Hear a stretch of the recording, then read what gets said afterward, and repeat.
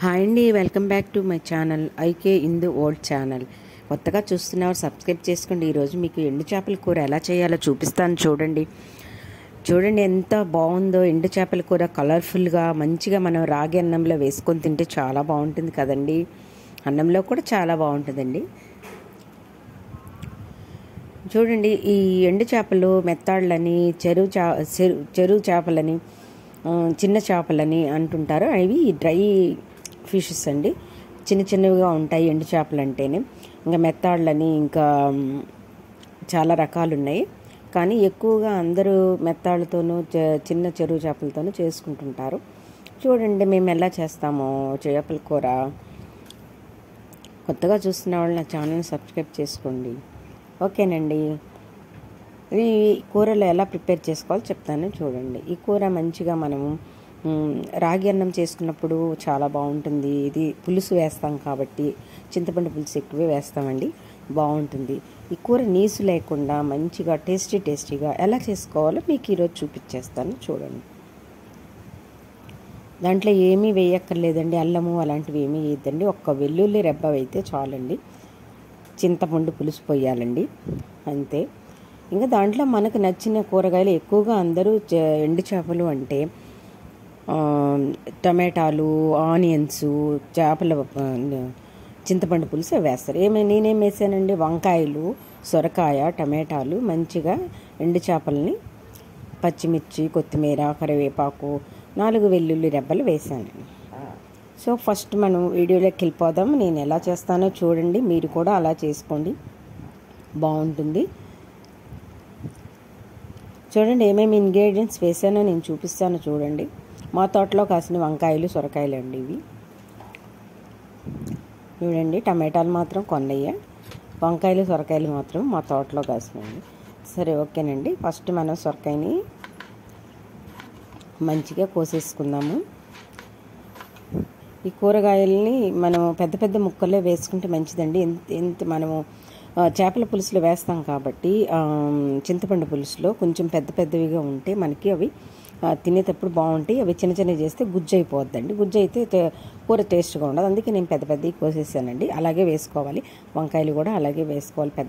పెద్ద వంకాయలు, టమాటా ముక్కలు వేసుకొని అవి నూనెలో వాడిస్తే చాలా బాగుంటాయండి. మనం సన్నగా కోసేసుకొని అది మనము పొరోటా అలాంటివి వేసుకుంటాం కదా, అలా చేసుకోకూడదు. వంకాయలు పెద్దగా కోసుకోవాలి. అన్నీ కోసుకొని చక్కగా ఉప్పు నీళ్ళలో కడుక్కొని ఆ తర్వాత మనము తాలింపు వేసుకుంటే బాగుంటుందండి. చూడండి, టమాటాలు, వంకాయలు అన్నీ కోసేసాం కదండి. ఆనియన్స్ అన్నీ కోసుకొని అన్నీ రెడీ చేసి పెట్టుకొని కూర స్టార్ట్ చేయాలండి. ఇదిగో చేపలు చూడండి, నేను చూపించా కదా, వాటిని కడిగేసేసాను. అవి ముందుగా నానబెట్టుకున్నాను. ఇంకా ఇప్పుడు మనం తిరుగుమాతకు వచ్చేద్దాం. ఫస్ట్ తిరుగుమాత నేను ఆవాలు వేసేసానండి, మీకు కనిపించలేదు. తర్వాత మెంతులు వేస్తున్నాను. మెంతులు వేస్తే మంచి వాసన వచ్చేస్తుందండి వెంటనే. సో మెంతుల వల్లనే మనకి కూర మొత్తం టేస్ట్ వస్తుంది. ఈ తాలింపులోనే అంతా దాంట్లో రహస్యం ఉందండి. జీలకర్ర వేసుకోవాలండి, అంతేనండి. లేదు ఇంకేమీ ఎక్స్ట్రా ఏమీ యాడ్ చేయక్కర్లేదు. శనగబేడలు ఉంటే వేసుకోవచ్చండి, శనగపప్పు. సో దీంట్లో అవి కొంచెం వేగినాక ఆ తర్వాత మీరు మామూలుగానే వేసుకున్నట్లే వేసుకోండి. టమాటాలు కొంచెం లేట్గా వేయాలి. ఈ ఆనియన్స్ వేగినాక కరివేపాకు, పచ్చిమిర్చి అవన్నీ వేసుకొని కొంచెంసేపు వాడిపోయినాక ఆ తర్వాత మీరు ఈ వాష్ చేసిన ఎండు చేపల్ని వేసుకోవాలండి. ఎండు చేపలు మాత్రం మనం తలలు, తోకలు తీసేసి నీట్గా బాగా వాటిని వాష్ చేస్తే బాగా కలిపేసి పైన దానికి ఉన్న అదంతా ఉంటుంది కదండి, అవి పోయేదాకా వాష్ చేసుకోవాలి. అప్పుడు మంచి వాసన వస్తాయండి. ఫ్రెష్ చేపలు అయితేనే బాగుంటాయి. నల్లగా కొంచెం ఇదిగా ఉండే ఓల్డ్ చేపలు వాడకూడదండి, అవి వాసన వస్తాయి. మీరు ఎంత కూర చేసినా ఫ్రెష్ చేపలే వండుకోవాలండి. ఇవి కొంచెం వడిలిపోయినాయి కదా, ఇంకా మనం ఎండు చేపల్ని కొంచెం వాష్ చేసుకొని మీకు ఊరికే చూపిస్తున్నా ఉదాహరణకి. నేను అన్నీ వాష్ చేసి చూపించలేదు, ఇలా తలా తోక తీయాలని చెప్తున్నాను. ఈ తలలు తీసేసి తోకలు తీసేసి 2 చేతులతో నేను వీడియో తీస్తున్నా కాబట్టి ఒక చేత్తో చూపించాను. తీసేసుకొని మంచిగా కడిగేసి వాటర్లో వేసుకోండి. ఈ చేపల్ని ఇప్పుడు మనము ఆయిల్లో వేసుకొని ఫ్రై చేసుకుంటే మంచి వాసన వచ్చేస్తుంది. అప్పుడు మనం వెల్లుల్లి దాంట్లో వేసుకొని బాగా ఫ్రై చేసుకున్న తర్వాతే మనం మిగతా కూరగాయలు వేసుకోవాలండి. ఈ చేపల కూర చాలా టేస్టీగా ఉంటుందండి. చూడండి, చేపల్ని నేను బాగా వాష్ చేసుకొని మంచిగా అన్ని వాటికి ఉన్న ముళ్ళులు, ఆ తోకలు, తలలు, ఆ పొట్ట దగ్గర ఉండే ఇదంతా తీసేసానండి. 2 చేపలు మనం ఆయిల్లో వేసుకుంటే చాలా గుమ్మగుమ్మగా మంచి వాసన వస్తుందండి.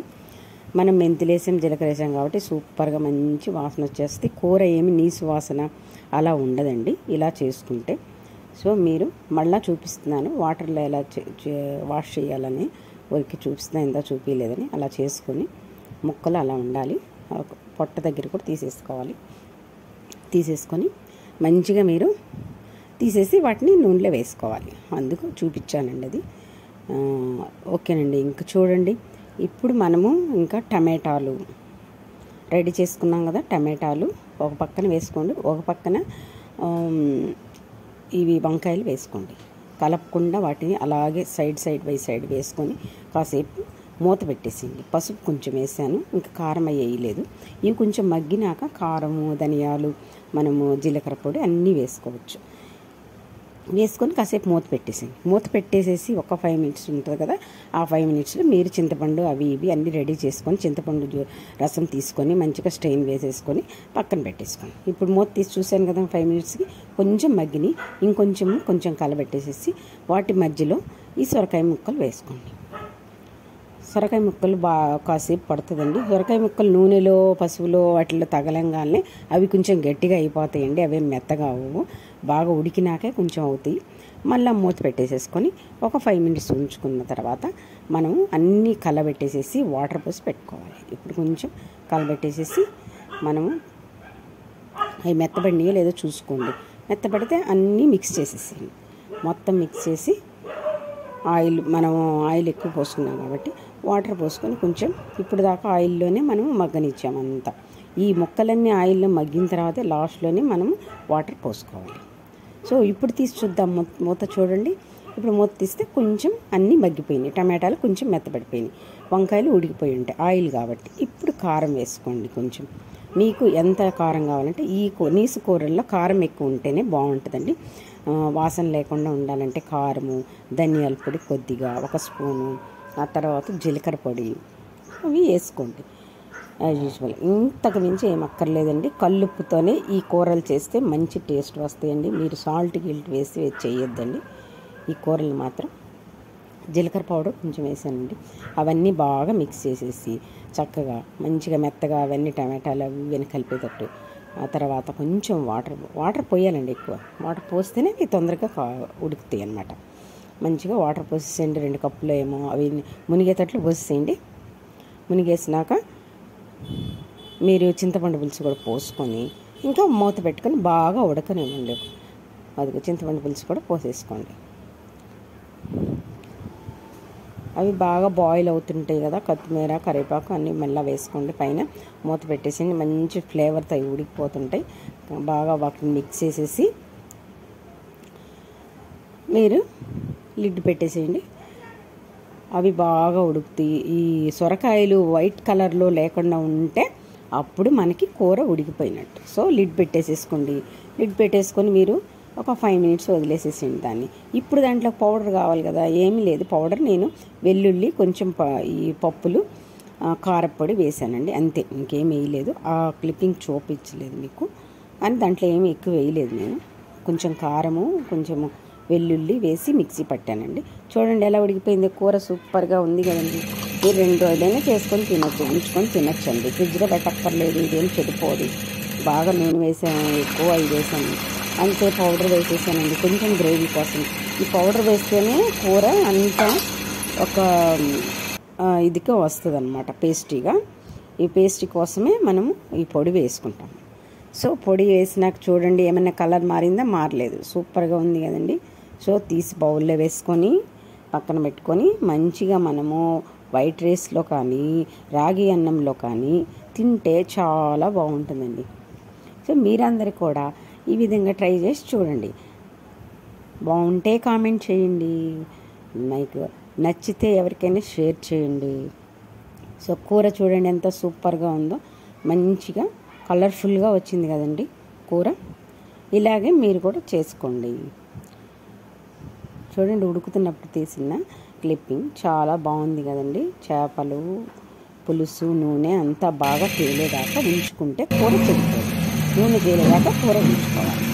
ఆ విధంగా చేపల కూరలు ఏదైనా చేసుకోవాలి.